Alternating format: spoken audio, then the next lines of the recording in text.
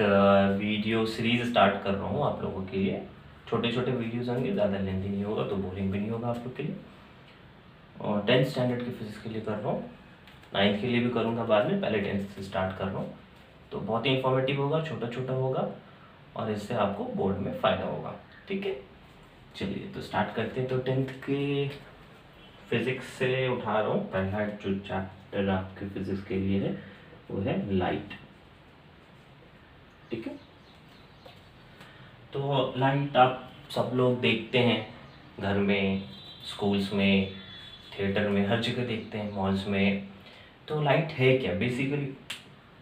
Start definition से start कर रहे हैं। तो लाइट का डेफिनेशन आप सब ने एक चीज़ सुना होगा, एनर्जी। तो इस यूनिवर्स में एनर्जी जो है वो डिफरेंट डिफरेंट फॉर्म में एग्जिस्ट करता है। ठीक है, बहुत सारे फॉर्म्स हैं एनर्जी के, चाहे वो लाइट हो, चाहे वो हीट हो, ठीक है, हाइड्रोलिक हो, पोटेंशियल हो। तो ऐसे बहुत सारे एनर्जी के फॉर्म्स है हमारे यूनिवर्स में। तो उसमें एक लाइट भी है, और लाइट बहुत ही इम्पॉर्टेंट एनर्जी का सोर्स है। तो अगर मैं डेफिनेशन लिखूँ लाइट का, तो डेफिनेशन हो जाएगा लाइट का, लाइट इज अ सोर्स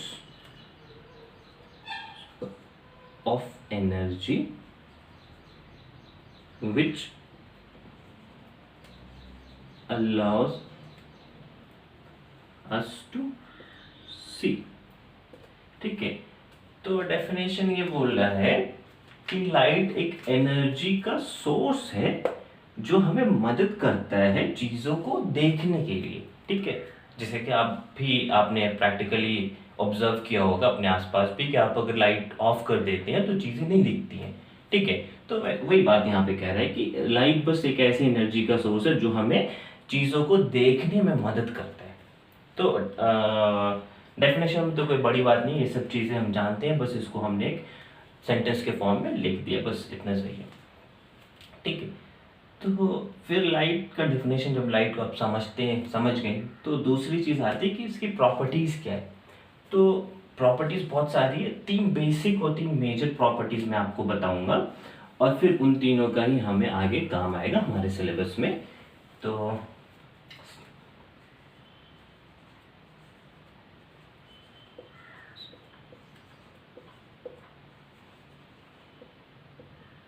ठीक है, तो पहली प्रॉपर्टी जो है लाइट की, ध्यान से देखिए, ठीक है, ये बहुत आगे काम आने वाला है।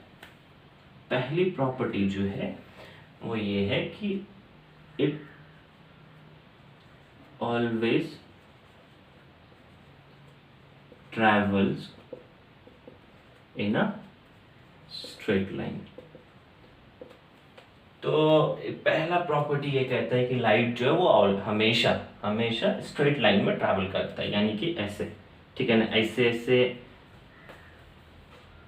ऐसे ऐसे ऐसे ऐसे ऐसे नहीं करता है, हमेशा स्ट्रेट लाइन में करता है। ठीक है, तो ये कह रहा है पहला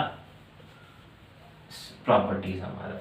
ये आगे आप पढ़ेंगे रे ऑप्टिक्स में, जब आप 12th में आएंगे तो वहाँ पे आपको बताया जाएगा कि स्ट्रेट लाइन प्रॉपर्टी से हम क्या क्या लाइट के बेनिफिट्स उठाते हैं। दूसरी चीज़ है हमारी कि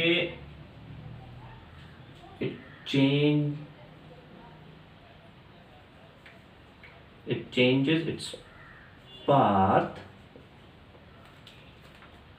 when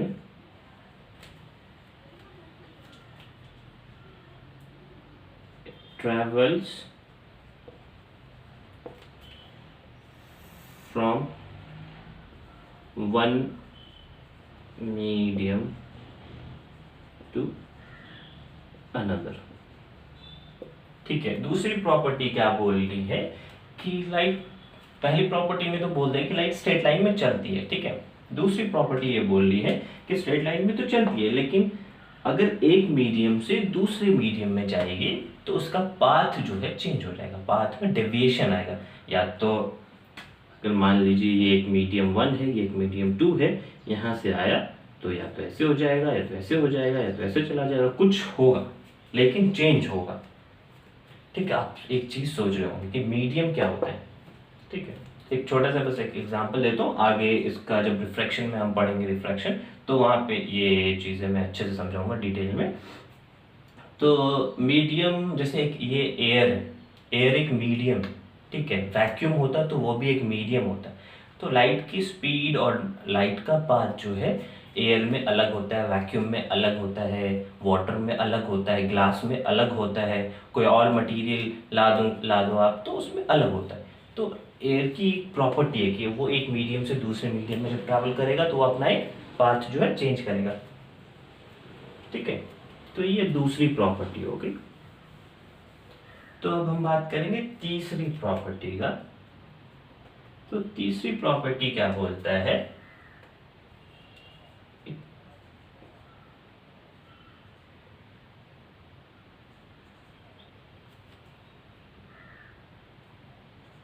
इट बाउंसेस बैक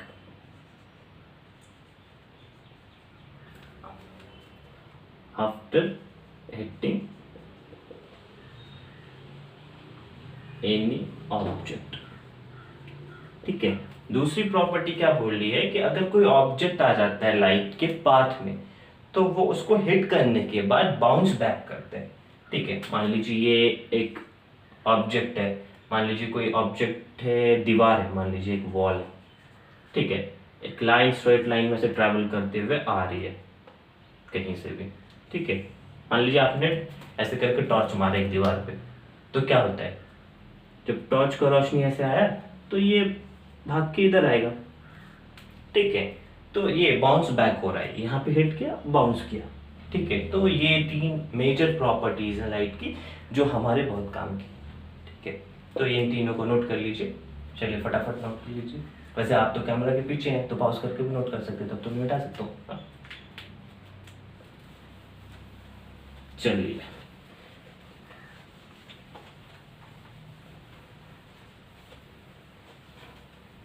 ठीक है, कहीं पे कोई डाउट हो तो बताइएगा ज़रूर। सर कैसे बताएंगे, हम तो बोल रहे हैं, आप सुन ही कहाँ पा रहे हैं। तो कमेंट में लिख के बताइएगा, कोई बात नहीं, मैं कमेंट पढ़ लूँगा, फिर अगर हो पाए तो वहीं पे जवाब दूंगा। तो ये हमने क्या क्या पढ़ लिया, डेफिनेशन पढ़ लिया हमने, लाइट की प्रॉपर्टीज़ पढ़ लिया। अब इसमें आता है दो खास चीज़, एक चीज़ होता है रिफ्लेक्शन और दूसरी चीज़ होता है रिफ्रैक्शन। ठीक है, तो हम रिफ्लेक्शन से स्टार्ट करते हैं। रिफ्लेक्शन, रिफ्लेक्शन ये सेकंड प्रॉपर्टी से, ये थर्ड प्रॉपर्टी से एक्चुअली आ रहा है ना। तो रिफ्लेक्शन क्या होता है, तो डेफिनेशन पहले मैं बता दूं।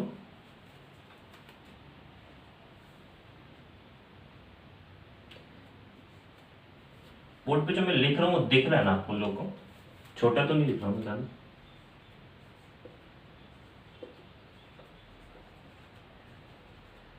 अगर छोटा लिख रहा हूँ तो कमेंट्स में ये भी बता दीजिएगा। It is a bouncing back of light after hitting any object.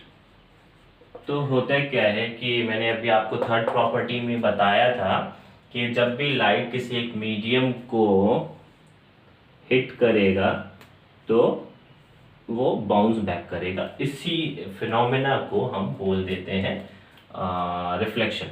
आप लोगों ने भी एक्सपीरियंस किया होगा, आप लोग क्रिकेट खेलते होगे अगर आप लोग, तो आप लोगों ने गेंद को जब दीवार पे मारते हैं तो गेंद वापस आता है आपके पास, तो वो बाउंसिंग बैक है। तो उसी फिनोमेना को रिफ्लेक्शन हम लोग बोल देते हैं। ठीक है, तो अभी यहाँ पे कुछ सवाल आते हैं। ठीक है, कि रिफ्लेक्शन जो है, जैसे आप बोल दोगे कि सर हम बॉल को सीधा मारते हैं तो सीधा आ जाता है, थोड़ा ऐसा मारते हैं तो उधर चला जाता है, ऐसे मार देते हैं थोड़ा इस एंगल पे मार देते हैं तो उस तरफ चला जाता है। तो क्या लाइट में भी ऐसा होता है? बॉल में तो ऐसा होता है, हमने ऑब्जर्व किया है। ठीक है, क्या लाइट में भी ऐसा होता है? तो जवाब है हाँ होता है। तो हमें कौन बताएगा? तो मैं बताऊंगा। हाँ, तो अपना नेक्स्ट टॉपिक है लॉज ऑफ रिफ्लेक्शन अपन पढ़ेंगे। लॉज ऑफ रिफ्लेक्शन में बेसिकली दो स्टेटमेंट है, ठीक है। दोनों स्टेटमेंट को बारी बारी पढ़ेंगे और उसमें से देखेंगे कि हमको और क्या क्या उसमें से डिटेल्स मिलता है, ठीक है। चलो शुरू करते हैं अपना laws of reflection. Laws of reflection, sir ऐसा कीजिएगा, पहले समझ लीजिएगा फिर नोट कीजिएगा, ठीक है। तो अपना पहला स्टेटमेंट बोलता है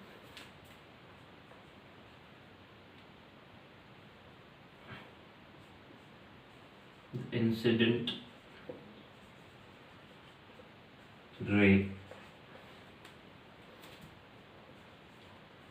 reflected ray and normal to the mirror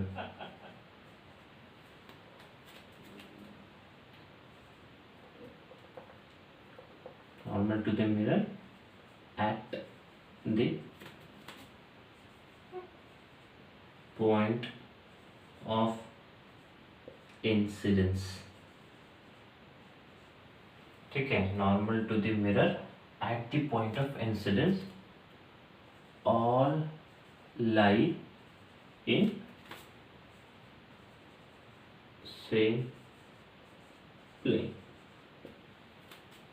ठीक है। तो ये स्टेटमेंट बोल रहा है कि इंसिडेंट रे, रिफ्लेक्टेड रे और जो नॉर्मल टू द मिरर होगा, ये तीनों चीज एक ही प्लेन में लाई करेगी, ठीक है।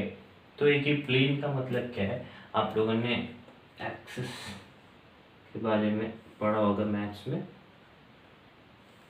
ठीक है। ये अपना x होता है, ये अपना y होता है, ये अपना z होता है, ठीक है।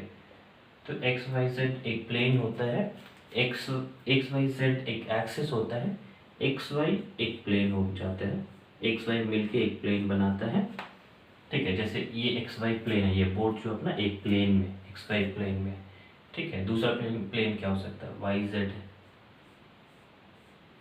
यानी कि अपने घर का जो दूसरा साइड वाला वॉल है वो एक प्लेन हो गया, ठीक है। तीसरा प्लेन क्या हो गया, फ्लोर, जो floor that is third plane. तो एक्स जेड जो है अपना वो एक तीसरा प्लेन।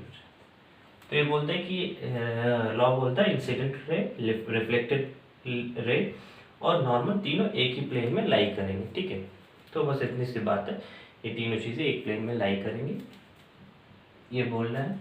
यहाँ पे एक डायग्राम बनाता हूँ, देखो ये मान लो अपना रिफ्लेक्टिंग सरफेस है, इसको पॉलिश कर देता हूँ, ठीक है। डायग्राम में लाइन थोड़ा टेढ़ा वेढ़ा होता है यार, तुम लोग बना लेना ढंग से स्केल से, ठीक है। ये अपन ने एक रे लाइट का ऐसे हिट कराया रिफ्लेक्टिंग सरफेस को, तो यहाँ हिट करने के बाद ये कुछ ऐसे जाएगा, ठीक है। अब अपन क्या करते हैं, जिस पॉइंट पे ये इंसिडेंट रे हिट किया है ना, इस पॉइंट पे रिफ्लेक्टिंग सरफेस पे एक परपेंडिकुलर ड्रॉ करते हैं। चलो ऐसे डॉटेड लाइन में ड्रॉ कर दे रहा हूँ। परपेंडिकुलर मतलब क्या, 90 डिग्री का एंगल होगा इसका प्लेन से, रिफ्लेक्टिंग सरफेस से। तो इस डायग्राम में ये वाला जो लाइन जो कि मिरर को हिट किया है, इसको अपन बोल देते हैं इंसिडेंट रे। क्या बोल देते हैं, इंसिडेंट रे, ठीक है। अच्छा, जो लाइन रिफ्लेक्टिंग सरफेस को हिट करने के बाद वापस गया है, रिफ्लेक्ट बाउंस बैक हुआ है, उसको अपन बोल देते हैं रिफ्लेक्टेड रे, ठीक है। उसको क्या बोल देते हैं अपन, रिफ्लेक्टेड रे। और जो ये जो लाइन है जो कि रिफ्लेक्टिंग सरफेस के परपेंडिकुलर है, ठीक है, इसको अपन बोल देते हैं नॉर्मल। क्या बोल देते हैं, नॉर्मल। तो जो ये तीन बात हो गई कि इंसिडेंट जो रे होता है वो रिफ्लेक्टिंग सरफेस को हिट करता है, रिफ्लेक्टिंग सरफेस को हिट करके जो रे बाउंस बैक करता है उसको अपन बोल देते हैं रिफ्लेक्टेड रे। और जो लाइन अपने रिफ्लेक्टिंग सरफेस से 90 डिग्री के एंगल पे बनाता हुआ एक हमारे लिए ये हाइपोथेटिकल लाइन होता है, ये हम हाइपोथेटिकली कंसीडर करते हैं, हाइपोथेटिकल लाइन होता है। तो ये हमेशा याद रखने की, नॉर्मल का मतलब हमेशा ये होता है परपेंडिकुलर। आगे भी जब आप फिजिक्स में आगे बढ़ोगे तो नॉर्मल बहुत काम आने वाला है, नॉर्मल वर्ड। तो नॉर्मल का मतलब हमेशा परपेंडिकुलर टू द सरफेस, जिस भी सरफेस पे नॉर्मल ड्रॉ कर रहे हैं, उसका मतलब वो उस सरफेस पे 90 डिग्री का एंगल बनाएगा। तो ये एक बात हो गई, ये अपना पहला स्टेटमेंट था, फटाफट नोट कर लो। फिर इसके बाद दूसरा स्टेटमेंट है, उसे समझाता हूँ। ठीक है, second statement of laws of reflection ये कहता है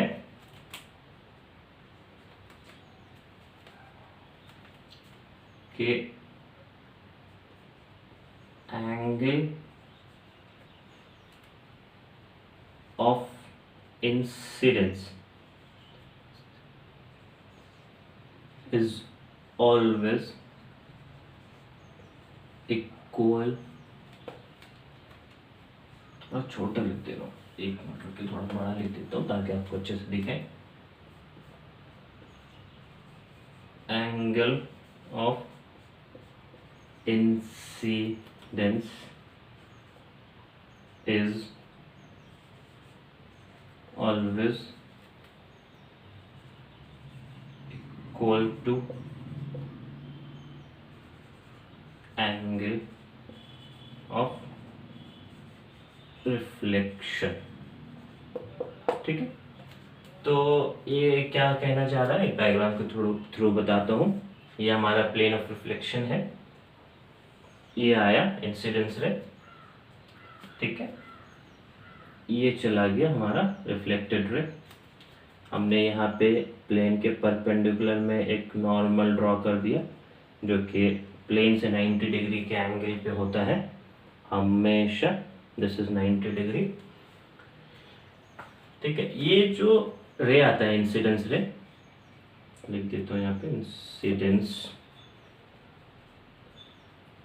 रे, reflected ray, this is normal. ठीक है, तो जो एंगल यहाँ पे बन रहा है ये वाला इंसिडेंस रे और नॉर्मल के बीच में, इसको कहते हैं हम एंगल आई। एंगल आई क्या है, यहाँ पे लिखा हूँ, एंगल आई इंसिडेंट एंगल है।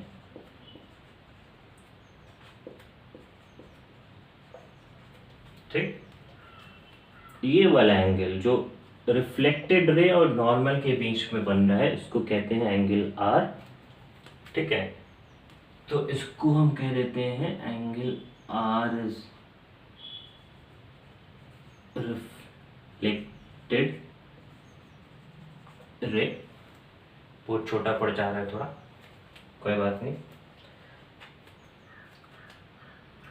तो एंगल आई आपको समझ आया गया। एंगल आई क्या है, एंगल आई वो एंगल है जो इंसिडेंस रे और नॉर्मल के बीच में जो बनता है, और जो एंगल आर है वो रिफ्लेक्टेड रे और नॉर्मल के बीच में जो बनता है।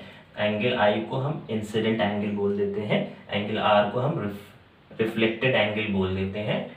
तो ये हो गया स्टेटमेंट। हमारा कहता है angle of incidence is always equal to angle of reflection. तो स्टेटमेंट कह रहा है कि ये जो एंगल ऑफ आई हमने बनाया ये हमेशा इक्वल होगा एंगल आर के। इस चीज को नोट कर लीजिएगा, ये बहुत इंपॉर्टेंट चीज है। ठीक है, ये जान है इस लॉ का। तो ये लॉ में दो स्टेटमेंट था। पहला स्टेटमेंट मैंने बताया कि angle of incidence and ray of incidence रे एंड रिफ्लेक्टेड रे और प्लेन तीनों एक ही प्लेन में लाई करेंगे। दूसरा स्टेटमेंट मैंने बताया कि इंसिडेंट एंगल और रिफ्लेक्टेड एंगल जो है वो हमेशा बराबर होंगे। ये चीज़ आपने भी ऑब्जर्व की होगी कि आप जो बॉल मारते हैं, जितनी दूरी आप जितना एंगल बढ़ाएंगे उसका जो रिफ्लेक्शन है वो उतना ही दूरी होता जाएगा। तो जो लाइट हमारा वो भी वही बॉल वाले फिनोमेना फॉलो करते हैं, एकदम एग्जैक्टली डिट्टो। ठीक है, तो कोई दिक्कत नहीं है, सेम चीज़ है। ये चीज़ आप ऑब्जर्व कर चुके हैं, ऑब्जर्व करते हैं, बस इसको हमने एक लॉ के फॉर्म में एक लॉ का फॉर्म दे दिया है। तो बस इस दो चीज़ को आप, दो स्टेटमेंट को आप ध्यान से पढ़ लीजिए। जब भी आपको एग्जाम में पूछे दोनों स्टेटमेंट लिख दीजिएगा और डायग्राम कंपलसरी है, और डायग्राम के साथ ये मैथमेटिकल फॉर्म, ये बहुत इंपॉर्टेंट है। ठीक है, तो ये दो चीज़ हो गई। तो आज का टॉपिक कितना ही रखते हैं।